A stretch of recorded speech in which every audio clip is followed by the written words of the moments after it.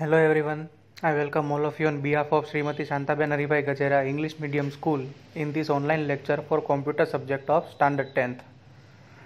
Yesterday we have gone through the introduction to C language, in which we have seen what is C language, what is its meaning, its definition, how does C language came into existence after the B language, what is the structure of the C language, the main parameters of the C language, their meanings. Our today's topic will be tokens of C language. Yesterday we have seen character set, keywords, identifiers. So our today's topic is related to the token of C language. But first of all we will see the history of the C language, the evolution of programming language. To build the program, people use language that are similar to human language. Human language के जैसे ही people जो है वो language use करते हैं ताकि जो particular programmes है वो यूज़र का काम आसान कर दे और with the help of input and output जो है वो ट्रांसलेट होकर मशीन कोड में जो यूज़र को जो आउटपुट चाहिए वो स्पीडी दे सके, तो वो कहलाता है प्रोग्रामिंग लैंग्वेज। सबसे पहले machine language, basically it is of 3 types. उसमें से first machine language. Machine language या तो first generation language are the most basic type of computer language consisting of string of numbers the computer's hardware can use. Different types of hardware use different machine code. Example के तौर पर IBM computer use different machine language than Apple.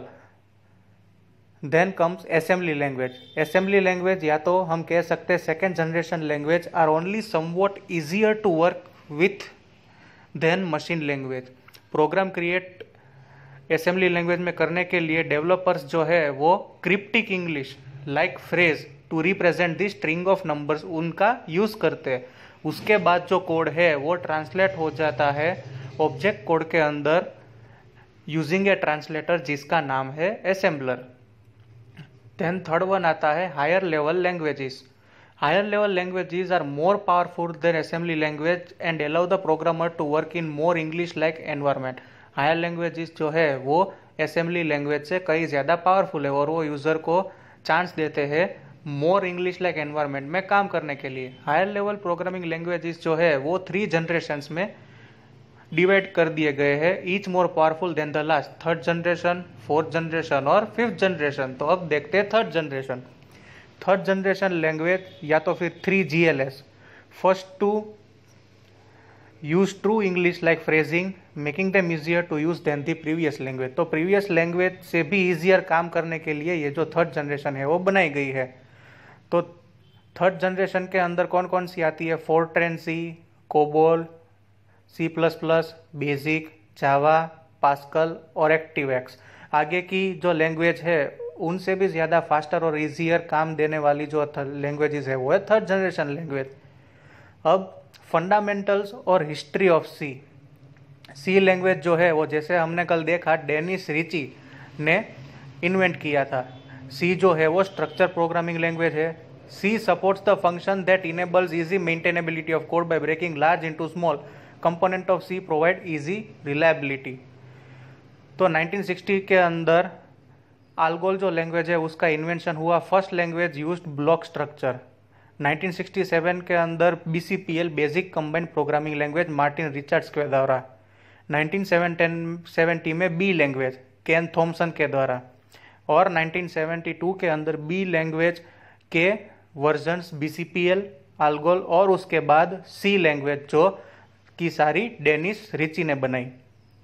Character set ये भी हमने कल देखा था। उसके अंदर आते हैं letters A to Z capital and small. Decimal digit में अगर हम जाए तो कॉम्बिनेशन ऑफ 0 to 9 नंबर्स।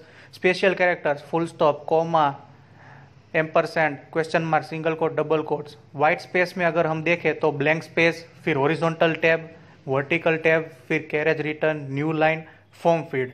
तो ये था हिस्ट्री और इवोल्यूशन ऑफ सी। अब हम देखते हैं tokens of C.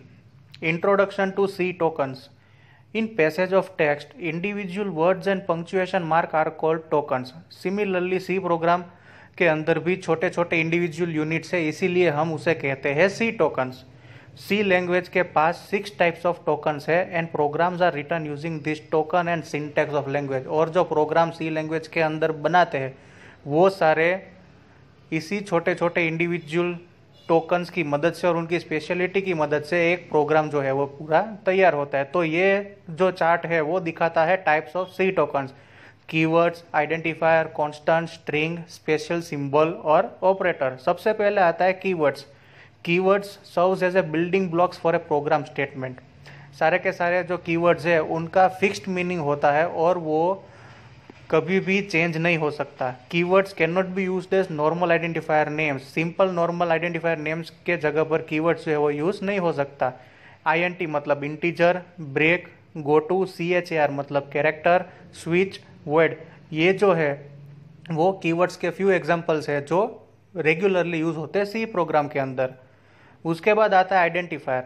Identifier refers to the name of variable, function and arrays. This user defined names consist of sequence of letter and digits. Identifiers जो है वो यूजर के द्वारा डिफाइन किए गए नेम्स है जिसके अंदर लेटर्स भी हो सकते हैं, डिजिट्स भी हो सकते हैं और दोनों के कॉम्बिनेशंस भी। अपर केस और लोअर केस इसके अंदर हम यूज कर सकते हैं। Rules for identifier, first character जो है वो अल्फाबेट होना चाहिए, लेटर, डिजिट और अंडरस्कोर ही कंटेन करना चाहिए और should not be A keyword and should not have any blank space. तो ये जो है वो है रूल्स ऑफ आइडेंटिफायर। उसके बाद आता है कांस्टेंट। कांस्टेंट मतलब फिक्स वैल्यू जो पूरे प्रोग्राम के अंदर कहीं पर भी चेंज नहीं हो सकती या तो फिर वो चेंज नहीं होती, तो वो सारी चीजें कहलाती है कांस्टेंट। बेसिक सी कांस्टेंट है, न्यूमेरिक कांस्टेंट और कैरेक्टर कांस्टेंट। न्यूमेरिक कांस्टेंट में अगर हम देखें तो उसके अंदर है इंटीजर कांस्टेंट या तो फिर रियल कांस्टेंट, और कैरेक्टर कांस्टेंट के अंदर single character constant, string constant. तो कांस्टेंट मतलब एक ऐसा पैरामीटर या तो हम कह सकते हैं कि ऐसा कीवर्ड सी लैंग्वेज का कि जिसके अंदर पूरे प्रोग्राम में वो जो वैल्यूज या तो फिर जो वो टेक्स्ट है वो चेंज नहीं होता। Then come string. String are nothing but array of characters ended with null character.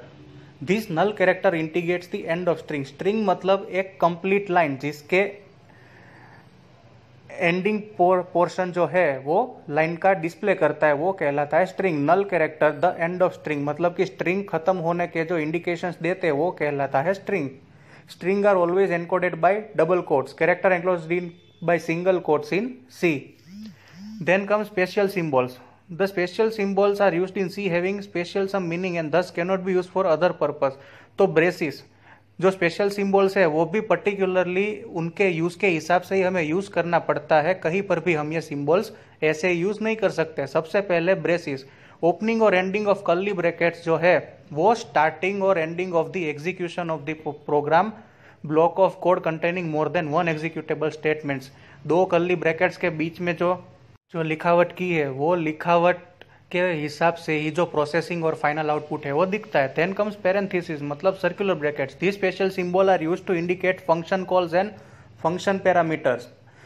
Process करवाने के लिए जो फंक्शन कॉल्स और फंक्शन पैरामीटर्स लिखे जाएंगे वो सारे के सारे जो है वो पैरेंथेसिस के अंदर इंक्लूड करने पड़ेंगे। Then comes the square brackets. Opening and closing of the brackets are used as array element. This indicate single or multi-dimensional subscripts. Operators, the symbol which are used to perform logical or mathematical operation in C are called C operators. Mathematical या तो फिर logical calculations के लिए जो हम use करेंगे parameters वो कहलाएगा ऑपरेटर्स। तो सी के कौन कौन से ऑपरेटर्स है? Arithmetic, assignment, relational, logical, bitwise, conditional, increment, decrement और स्पेशल ऑपरेटर्स। तो ये था टोकन्स ऑफ सी और history of C language. Thank you.